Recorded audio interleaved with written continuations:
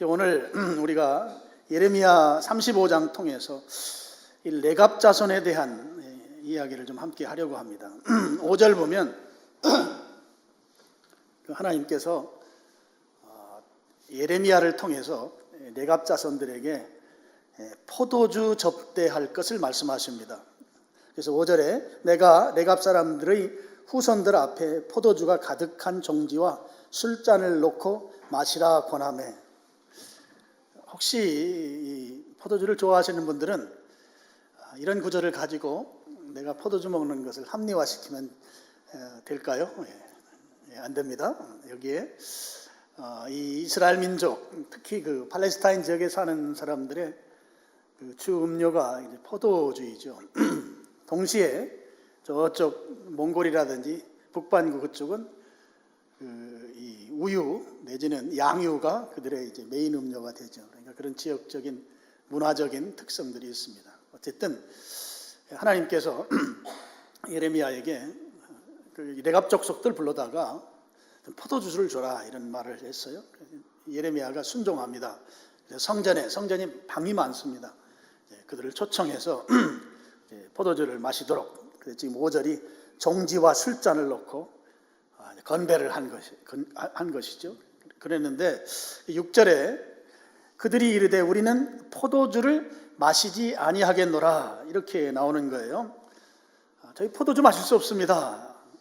왜 그런가 하고 이제 6절 그 뒷부분에 보면 우리의 선조 가운데 요나답이라고 하는 분이 계셨는데 그분이 우리 민족은 포도주 마시면 절대 안 된다 그렇게 그렇게 가르쳤기 때문에 우리는 포도주를 먹지 않습니다. 그리고 마실 수 없습니다. 지금 그렇게 지금 대답을 하는 것입니다.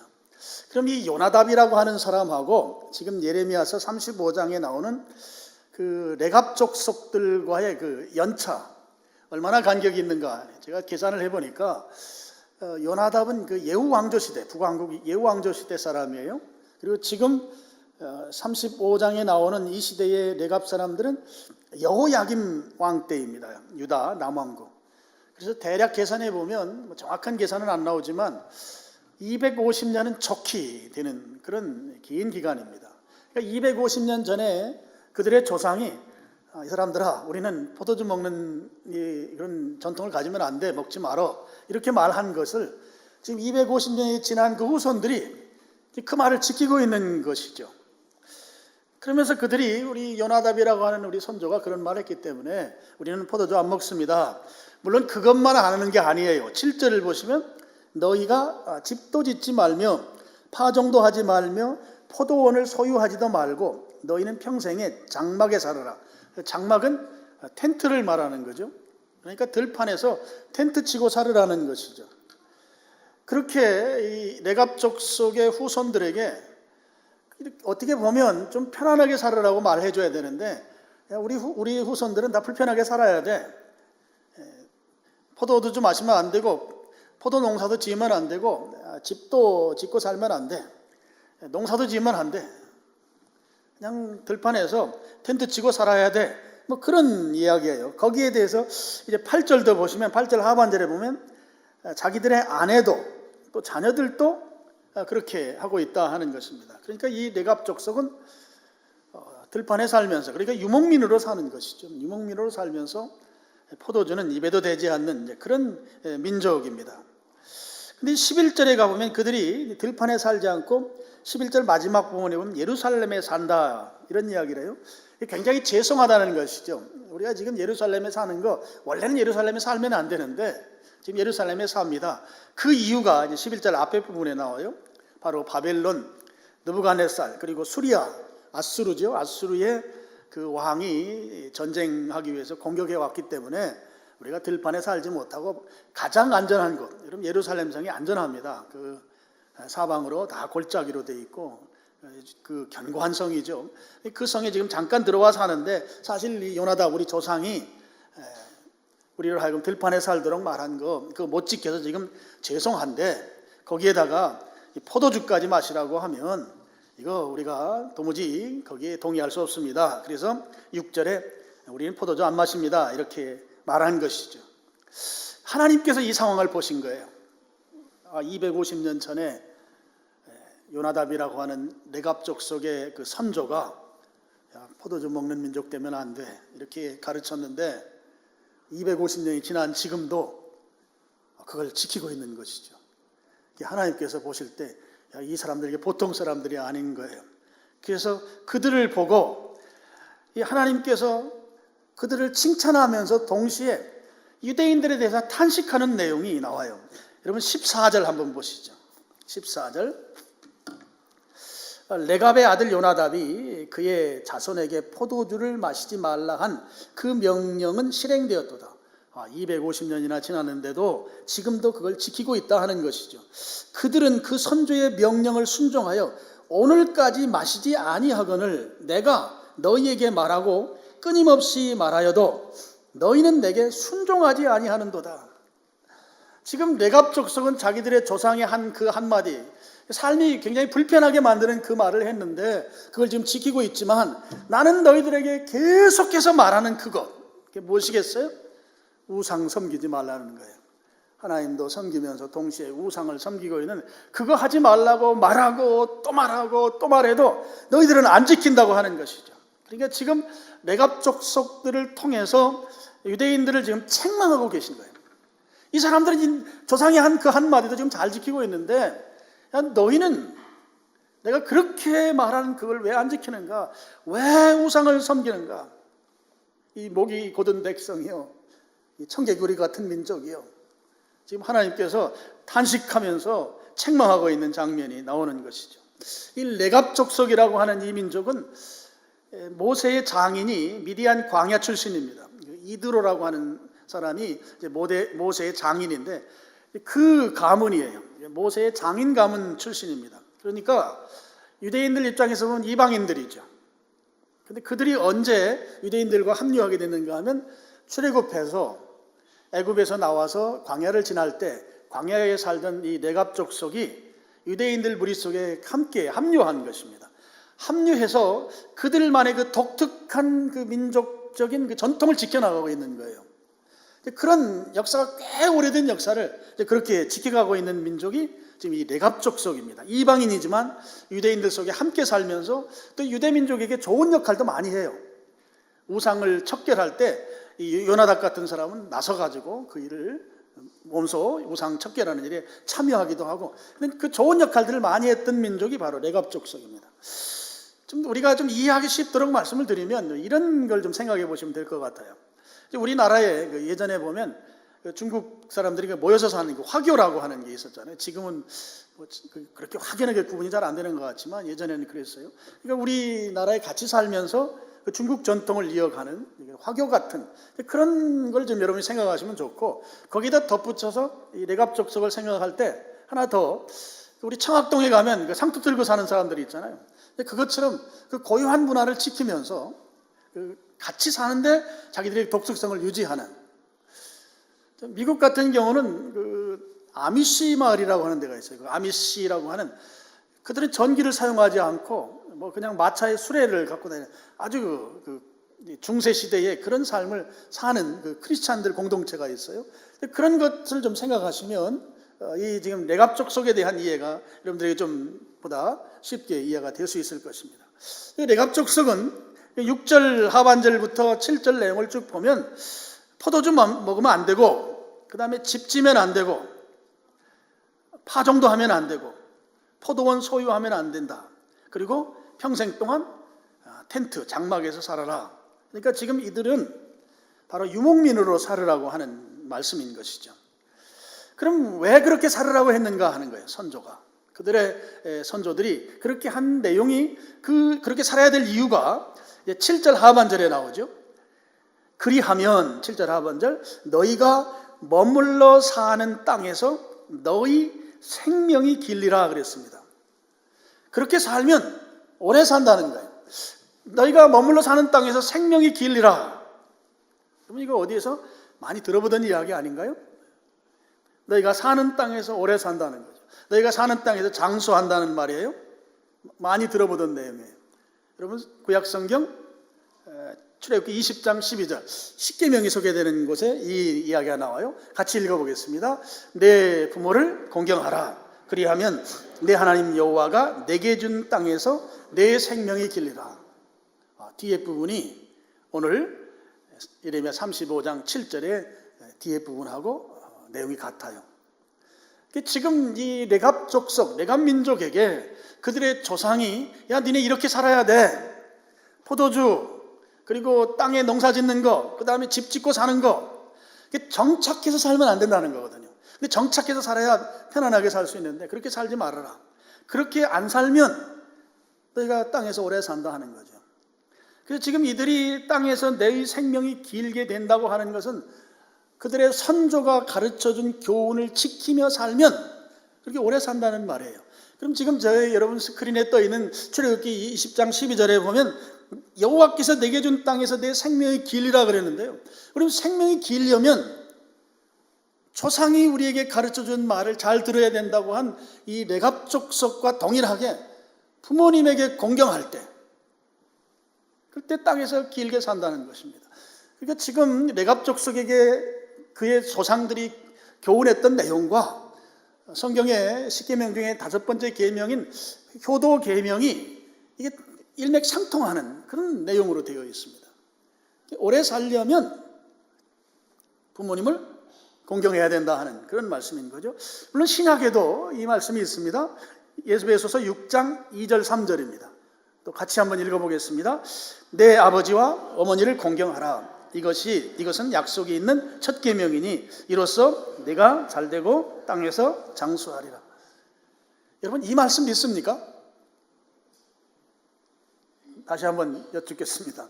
여러분 지금 에베소서 6장 2절 3절 이 말씀을 믿냐고요? 여러분 땅에서 잘되고 싶으세요? 왜 아멘 안 하시죠? 네. 제가 지금 무슨 의도를 가지고 이 질문을 하는지 여러분 다 파악하셨기 때문에 대답이 쉽게 안 나오는 거죠. 그럼 잘 되고 싶으시잖아요. 네, 잘 될 거예요. 잘 되고 싶습니다. 그리고 기왕이면 오래 살고 싶으시잖아요. 땅에서 장수하리라. 저는 이 말씀을 여러분 문자적으로 믿었으면 좋겠어요. 문자적으로. 그냥 사실대로. 아버지와 어머니를 공경하면 그러면 하나님께서 이게 쉬운 게 아니거든요. 그래서 약속하셨어요. 약속. 공경하면 내가 어떻게 해주겠다고는 약속을 한 계명이란 말이에요. 공경하는 게 어려우니까. 자식 사랑해 이건 성경에 그거는 말 없어요. 왜? 그건 알아서 잘하니까. 자식은 놔둬도 잘해요. 막 목숨 걸고 해요. 내가 날 잡아가지고 스카이캐슬인가 그걸 내가 전체를 다 한번 볼 거예요. 그걸 안 보면 대화를 못 한다고 신문에 써 있더라고. 그래서 내가 그게 도대체 뭔가 이런 뭔지 아시죠? 너무 경건하셔가지고 스카이캐슬을 모르시는군요. 저도 몰라요. 그래서 내가 우리 아내한테 물어봤어요. 그거 몇 번이나 했냐? 그걸 한꺼번에 다 볼 수 있는 방법이 없는가? 근데 뭐 저 잘 못 볼 것 같긴 하지만 어쨌든 요즘 우리 민정 집사 이렇게 얼굴에 미소를 띄어요. 그 내용을 쫙 알아요? 몰라요? 그걸 모르면 요즘 대화를 못 한대. 대화를. 그게 얼마나 그렇게 좋은 건지 내가 잘 모르겠어요. 어쨌든 부모님을 공경하면 잘 되고 장수한다는 거예요. 이런 말씀은요, 그냥 여기에다가 뭐 해석할 거 없어요. 여기 무슨 해석이 필요해요? 그냥 그대로, 동의합니다. 받아들입니다. 잘 된다는데, 그럼 이거 이제 뒤집어서 제가 이제 말할 거예요. 잘 안 되면, 그건 뭐예요? 왜 잘 안 된 거죠? 내가 오늘 교회 잘못 왔다. 이거 내 코너에 이거 몰리는구나. 그렇게 생각하지 말기 바랍니다. 주님께서 부모님께 공경하는 게 이게 어려우니까, 잘 못하니까 부모님 효도하라는 거예요. 공경하라는 거예요. 그러면 그 공경한 것에 대해서 분명하게 너를 잘되게 하고 땅에서 오래 살게 해주시겠다고 하는 이 약속을 주셨다는 것이죠. 약속. 그래서 여러분 이 액면 그대로 좀 받아들이는 게 중요합니다. 복잡하게 뭐 다른 말 할 거 없어요. 주 안에서 뭐 어쩌고 하는 주 안에서라고 하는 걸 근거로 가지고 거기다 복잡하게 털을 달지 마시고 그냥 나를 낳아주시고 길러주신 그분에게 공경하는 거예요. 자식으로서. 어떻게 공경하는지 제가 끄트머리 가서 한 번 더 설명할 것입니다. 이 땅에서 생명이 길다 하는 거예요. 이 땅에서. 그래서 적어도 우리 미사강변교회 성도님들은 세 자릿수는 기본적으로 살아주셔야 합니다. 아셨죠? 세 자릿수를 사는 것에 대해서 동의 안 하시면 지금 가셔도 괜찮아요. 동의하시면 앉아 계셔도 되고요. 세 자릿수는 살아줘야 돼요. 왜요? 내 생명이 긴데 길려면 다른 사람들 다 두 자릿수밖에 못 사는데 세 자릿수는 살아주셔야지. 그래요? 안 그래요? 대답이 또 막히죠. 오늘 교회 잘못 왔나 보다. 예, 세 자릿수 살아야 돼요. 근데 이 생명이 길다고 하는 것이 그냥 연수만 채우는 걸 말하는 게 아니죠. 축복이 이 속에 숨어 있어요. 하나님이 축복해 주시는 거예요. 축복. 하나님께서 복을 주시는 거죠. 여러분, 오래 사는 게 다 복이 아닌 건 우리 다 동의합니다. 어떤 경우는 그 질병으로 고통 가운데서 막 힘들어하면 그 옆에서 볼 때 하나님이 저 생명을 거둬가 주셨으면 한 그런 마음이 드는 게 우리 솔직한 심정이죠. 막 고통스럽게 막 힘들게 그렇게 오래 사는 것을 성경이 장수한다, 이 땅에서 내 생명이 길다 하는 표현이 아니라는 거예요. 하나님이 축복하신다는 것이죠. 그리고 나는 오래 사는데 자식은 지지리공상으로 사는 게 이게 축복이 아니에요. 오래 사는 게 아니에요. 내가 행복하게 살면서 우리의 자식들이 잘 되는 걸 보면서 살아야 돼요. 그래야 이게 행복한 거고 오래 사는 것이죠. 이건 아주 굉장히 포괄적인 의미를 담고 있어요. 오래 사는데 지금 이렇게 이 땅에서 살아 계셔 주는 것만 해도 제가 은혜입니다. 여러분 부모님에게 가서 오늘 가시면 그런 말씀 좀 하시길 바랍니다. 지금 이렇게 살아 계셔 주는 것만 해도 저는 은혜가 넘칩니다. 속으로 딴 생각하면서 하면 안 되고 실제 속마음과 겉마음에 같이 부모님이 살아 계셔 주는 것, 부모님이 계신 것만 해도 나는 행복합니다. 고맙습니다.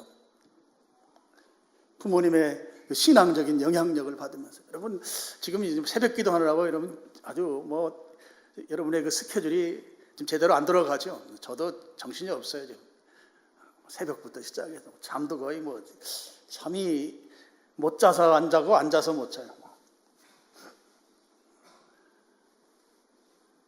신앙적인 영향력이 우리 부모님에 의해서 또 부모님이 나를 위해 기도한다고 하는 것 때문에 자식들이 막 그 강한 힘을 갖거든요.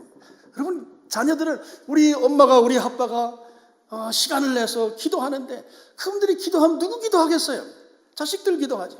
자식들 자들과 기도하고 자식들의 걱정을 기도에 담아서 하나님께 말씀드리는데 그렇게 하고 있다고 하는 이 사실이 자녀를 담대하게 만들거든요. 담대하게. 부모님이 나를 위해 기도하고 계시는 이것만 생각해도 여러분 잘 대접하셔야 되는 거예요. 그렇다고 오늘 집에 가서 왜 엄마는 기도도 안 하냐고 막 이렇게 하면 안 돼요. 살아 계셔주는 것만 해도 감사합니다. 계시면서 기도해 주시니 더 감사합니다. 그것이 이 땅에서 생명이 긴 것, 축복을 말하는 것이죠. 지금 내갑족속의 경우에는 그 후손들에게 한마디로 말하면 너희들 좀 불편하게 살으라는 거예요. 내 말을 순종하면 불편한데 그런데 땅에서 생명이 길다는 것이죠. 무슨 얘기인가 하면 내 후손들이 점점 더 잘 될 거라는 거예요. 내가 말한 대로 살면 좀 불편하긴 하지만 자식들이 잘 되는 복을 누리며 살 것이다 하는 말이에요. 이 내갑족 속의 선조들이 그런 말을 한 것이죠. 정착해서 살지 말고 유목민으로 사는 건 고생스럽지만 그렇지만 그런 삶을 통해서 세상의 쾌락을 멀리하면서 주님과 더 경건하게 가까이 갈 수 있는 삶이 그 속에 있으니 주님과 더 친밀한 관계를 가지고 살아갈 수 있도록 만드는 삶이 이 유목생활이고 그 생활을 통해서 주님 더 깊이 만날 수 있으니 감사하고 이런 경건한 삶을 살아갈 수 있는 그런 삶을 자기 후손들에게 교훈한 것이죠. 가르친 것이죠. 유목민으로 살다 보니까 나라가 없죠. 자기 나라가. 그러니까 전쟁의 위협이 없어요. 광야에서 사니까 돌아다니면서 양치면서 사는 그 민족으로서는 뭐 전쟁에서 뭐 크게 걱정하지 않아도 되는, 그리고 그 안전한 비교적 그런 삶을 이제 사는 것이 되는 것이죠. 제가 다음 주에 성지 답사, 성지 순례를 하는데요.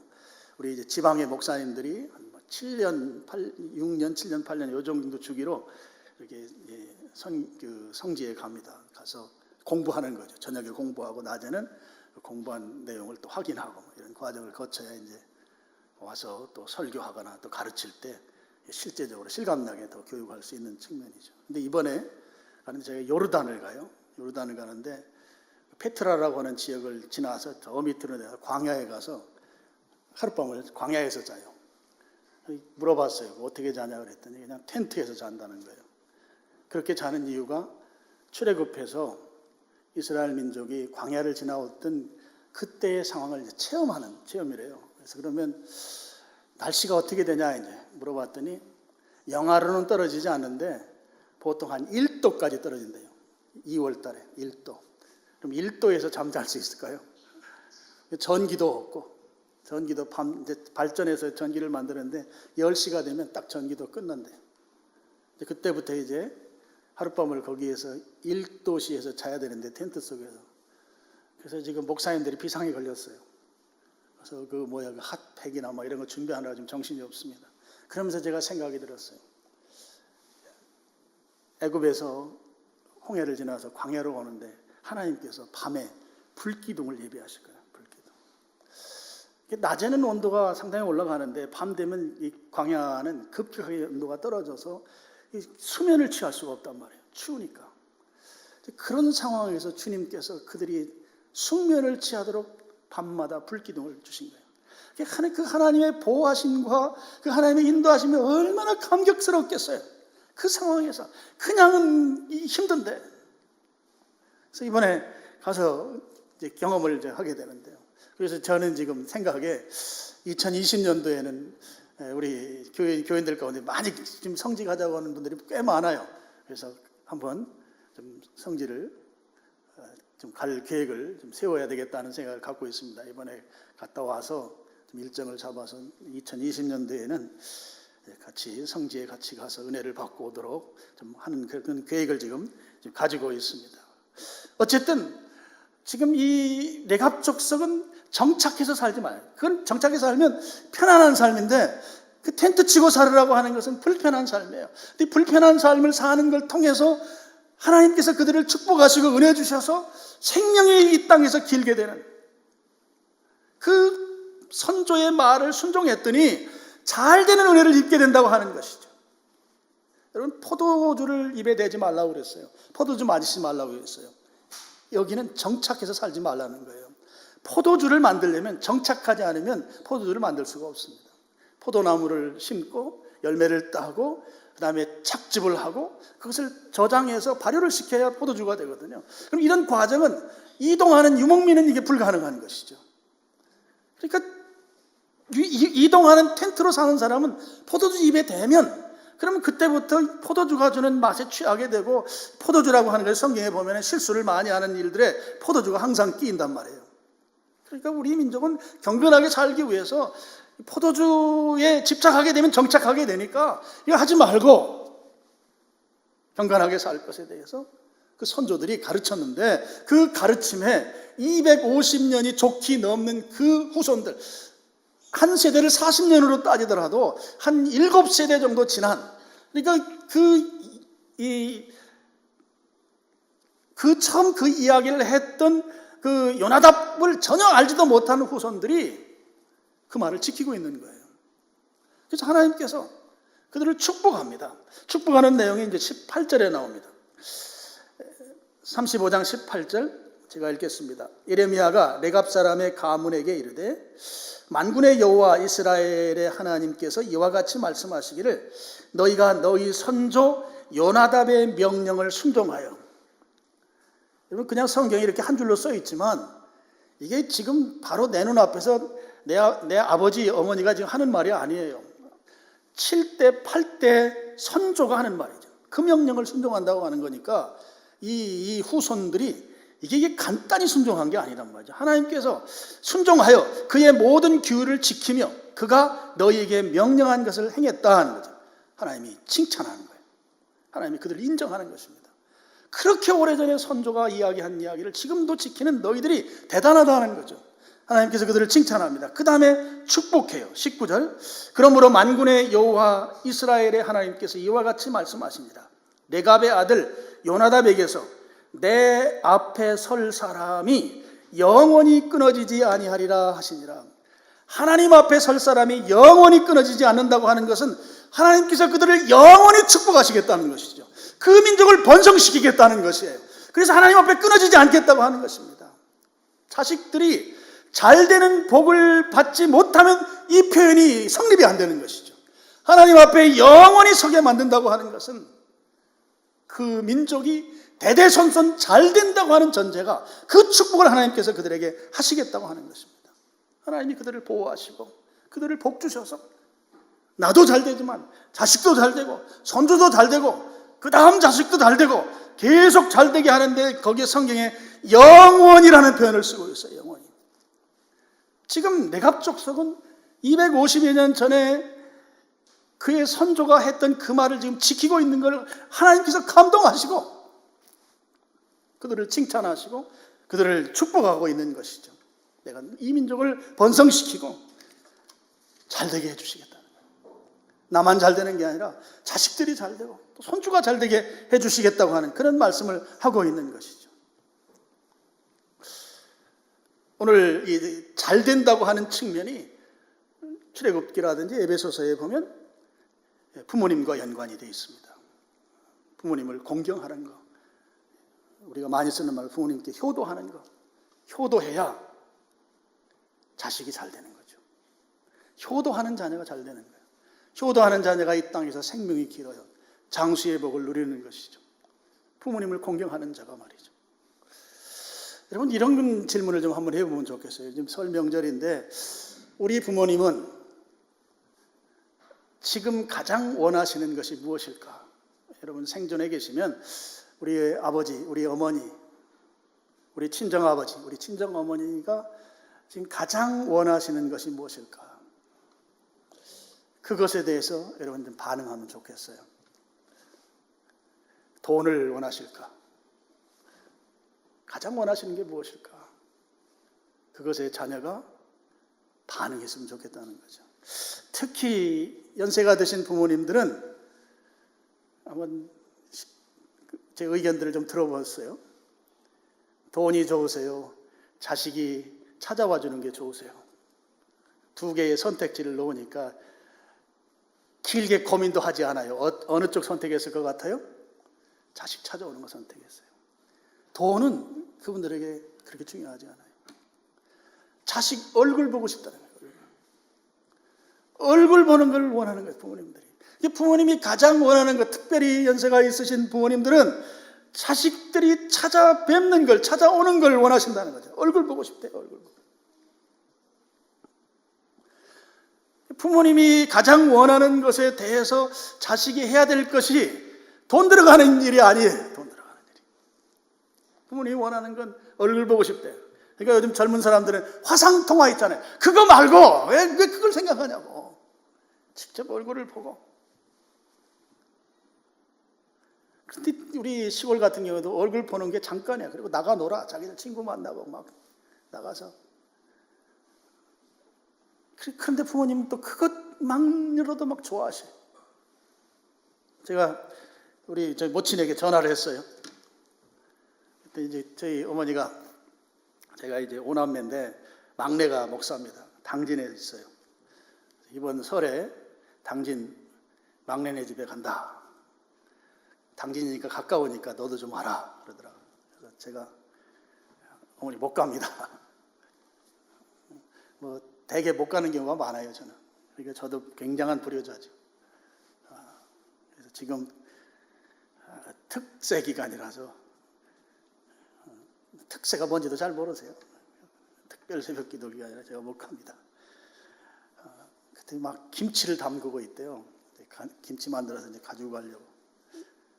그래서 우리 제 영목이 엄마가 아마 용돈 보냈다고 하니까 찾아서 맛있는 거 사서 드세요. 그랬더니 어머니가 말하는 길에 영목이라도 보내라 그러더라고요. 영목이가 제 아들입니다. 그래서 내가 영목이 지금 한국에 없다고. 다른 때는 외국 가면 꼭 전화를 하고 가는데 올해는 또 전화도 안 하고 갔나 봐요. 그러니까 어머니는 어쨌든 누구든지 얼굴을 보고 싶은 거예요. 제가 오기를 원하든지. 나중에 이제 끝날 때 목소리라도 들으니까 좋다 그러고 끊었어요. 이게 어른들 마음이라고 생각해요. 보기를 원하는 거죠. 바쁘다고 그래 바쁘면 오지 마라 그러는데 그 뒤에다 한마디 붙이죠. 야, 손주 이름 대면서 누구는 잘 있냐? 걔 보고 싶다 그런다. 얼굴 보고 싶다는 거잖아요. 얼굴 보고 싶다. 근데 우리는 부모님들의 그 간절한 마음과는 거리가 먼 공경이라고 하는 것이, 효도라고 하는 것이 그렇게 우리가 생각하는 것처럼 그런 부분에 있지 않아요. 부모님은 우리보다 더 잘 알아요. 제가 지금 힘든지 어려운지 상황이 어떤지 무엇 때문에 고민하는지 말하지 않아도 다 알아요. 여러분 그 아이 키우는 엄마들이 애들 여럿 있는 데서 아이가 하나가 울면 그 아이가 내 아이인지 아이 엄마는 알아요. 그 많은 애들 중에서. 놀라운 일 아닙니까? 아빠는 몰라요. 근데 엄마는 알아요. 엄마는. 애들 수많은 사람들 가운데 애가 하나 우는데 그 애 엄마는 안다고. 걔가 내 애인지 남의 애인지. 부모는 알아요. 부모는 안다고요. 자식이 지금 무엇 때문에 힘들어하는지 다 알죠. 다 알아요. 그래서 그것 때문에 새벽마다 와서 울며 기도한다고요. 다 알죠. 그 부모님이 얼굴 보자는 거예요. 얼굴 보자. 근데 자식은 거기에 관심이 별로 없는 것이죠. 성경 보니까 우리의 부모님도 자식들 얼굴 보자고 했는데 우리 하나님도 우리한테 얼굴 보자. 야, 너네 얼굴 좀 보자 하는 것이죠. 하나님도 우리로부터 공경받기를 원하시는데 이 공경이 얼굴 보자는 거예요. 얼굴. 하나님도. 출애굽기 23장 15절 말씀 한번 보시죠. 15절 같이 읽겠습니다. 너는 무교병의 절기를 지키라. 빈손으로 내 앞에 나오지 말지니라. 내 모든 남자는 매년 3번씩 주 여호와께 뭐라고 되어 있습니까? 보일지니라. 여러분 유대인들은 그 3대 절기가 있어요. 저기 무교병의 병은 떡자입니다. 무교, 그러니까 누룩이 없는 발효되지 않은 이 떡의 절기죠. 이게 바로 6월절이 포함된 절기입니다. 우리나라로 따지면 한 3월 달쯤 있어요. 3월 그때쯤. 우리 부활주일 그때가 6월절이에요. 그 다음에 이제 오순절, 칠칠절이라고 하는 그 절기가 있습니다. 우리나라라면 단오쯤 됩니다. 5월 달쯤, 그때쯤 있어요. 그리고 우리 추석 때쯤에서 이 장막절이라고 하는 절기가 있어요. 우리나라 절기와 많이 흡사해요. 유대인들의 절기가. 근데 그때 하나님 보자는 거예요. 보는데 뭐라고 되어 있습니까? 15절에 빈손으로 내 앞에 오지 말지니라 그랬어요. 하나님도 빈손으로 오는 걸 별로 좋아하시지 않으세요. 손에다가 뭘 가지고 가야 돼요. 여러분 부모님한테 갈 때도 어떻게 가야 돼요? 빈손으로 가시면, 물론 빈손으로 가는 경우는 없을 줄로 믿습니다. 손에 들고 가셔야 돼요. 들고 가니 너무 무거운 거 들고 가지 말고 그냥 봉투 들고 가시면 아주 좋아하십니다. 들고 가세요. 빈손으로 가면 안 돼. 빈손으로 봉투를 들고 가시라고. 그 유명한 말 있잖아요. 뭐니 해도 뭐가 최고라고. 하나님도 빈손으로 오지 말래. 빈손으로. 그러면서 적어도 남자 20살 넘은 남자는 1년에 3번은 좀 나한테 와서 얼굴 비춰라는 것이에요. 명절 때 그때 오라는 것입니다. 우리나라도 명절이 있잖아요. 설이 있고 추석이 있고 적어도 2번은 명절이 있어요. 그럼 명절 때 여러분 부모님에게 가서 얼굴을 보이셔야 합니다. 멀리 떨어져 사는 경우. 가까이 살아도 가서 얼굴을 보이셔야 돼요. 보이시는데 빈손으로 가면 안 된다 하는 것입니다. 하나님도 얼굴 보고 싶어 하시고 부모님도 얼굴 보고 싶어 하시고 어쩌면 하나님과 부모님이 이렇게 같으실까? 그래서 성경에 그런 말이 있습니다. 보이는 부모님도 제대로 섬기지 못하면서 하나님을 섬긴다고 할 수 있는가? 부모님에게 효도해야 돼요. 그래야 하나님도 잘 섬길 수가 있는 것입니다. 효도해서 공경하는 것에서 어떠면 얼굴 보이는 것입니다. 얼굴 보이셔야 돼요. 얼굴 보이는 것. 지금 레갑족속은 250여 년 전에 그의 선조가 했던 말을 지키고 있습니다. 몇 대가 걸쳐서 이미 적어도 7대 이상 지난 그 할아버지가 한 말인데 그걸 지금 지키고 있는 거예요. 제대로. 하나님이 놀라신 거예요. 그래서 그들을 칭찬하는 거죠. 칭찬만 하고 끝낸 게 아닙니다. 유대인들은 이가 징글징글하게 속을 썩이는데, 야, 너희들은 너희의 그 할아버지가 했던 그 말을 지금까지 그렇게 아주 철떡같이 지키고 있는가? 하나님 놀라셔서 그들을 축복하시는데, 너희들 영원히 내 앞을 떠나지 아니하게 하겠다. 하나님이 그들을 영원히 지켜주시겠다는 거예요. 영원히 복을 주시겠다는 거죠. 당대뿐만 아니라 다음 세대까지, 또 다음 세대까지 어떤 어려운 상황에도 너희들에겐 어려움이 없게 하겠다고 하는 것이 하나님의 축복인 것이죠. 레갑족속이 그 복을 받습니다. 칭찬과 축복이 레갑족속에게 있어요. 부모 말씀 잘 들었더니 하나님께서 잘 된다고 했잖아요. 에베소서에. 그리고 내 생명이 길다고 했잖아요. 제가 여러분 세 자릿수 살으라고 그랬잖아요. 크리스찬은 세 자릿수를 안 살면 안 돼요. 아멘. 왜 그런가 하면 내가 일찍 죽으면 자식이 효도를 못해. 이해하셨어요? 자식이 잘 돼야 되잖아. 우리 자식의 인생이 잘 돼야 될 거 아니에요. 잘 되려면 내가 살아있어야지. 살아있어야 이놈이 할 거 아닙니까? 그래야 잘 될 거죠. 근데 내가 일찍 죽어버리면 이놈이 효도를 못할 거 아니에요. 그럼 이놈도 안 돼. 그러니까 적어도 성경의 원리를 믿는 우리는 어떻게 살아야 돼요? 오래 살아야 돼요. 오래 살아야 돼요. 기본적으로 세 자릿수를 살아주시길 바랍니다. 나를 위해서 사는 거 아니에요. 자식 위해서 사는 거예요. 자식 위해서. 자식 위해서 악착같이 살아야 돼요. 막 운동도 하고 허리 사이즈를 줄이시고. 낱말하네. 예, 낱말하고 있어요 지금 제가. 그래야 자식이 잘 되지. 맞아요, 안 맞아요? 오늘 유익태 목사님 이상한 설교한다. 이상한 거 하니 잘 생각해봐. 집에 가서 설날 기왕이면 기분 좋게 우리가 설을 보내야 돼. 자식을 위해서 오래 살자. 아시겠어요? 네. 이렇게 오늘 여러분이 공경하면 하나님 잘 되게 해주세요. 그리고 오래 살게 해주신다는 거예요. 이 몸에 질병이 있는 분들도 이런 부분에서 관점을 좀 새롭게 가지면 좋겠어요. 우리 자식 위해서 내가 좀 더 살아야 돼. 하나님, 내가 자식 위해서 자식이 효도해야 오래 살고 잘 되는데 이 원리가 자식에게 적용될 수 있도록 저를 오래 살게 해 주시옵소서. 운동 열심히 하고 좋은 거 먹고 기쁘게 살고 짜증내지 말고. 짜증은 암세포가 좋아하는 거예요. 짜증내지 마세요. 열받치지도 말고. 열이 열이잖아요. 열. 그러니까 한 5만 바치세요. 5만. 그렇게 하면서 좀 편안하게 사시길 바랍니다. 식구들 만나고 싸우지 말고 그냥 져주세요. 그리스도인의 이 덕성은 져주는 거예요. 져줘. 손해보는 거예요. 손해봐야 그래야 평안해요. 해봐야 1, 2천만 원 더 생기는데 그렇게 괜찮아요. 시골에 그 땅 팔아봐야 1, 2천만 원밖에 더 돼. 그러니까 포기하셔요.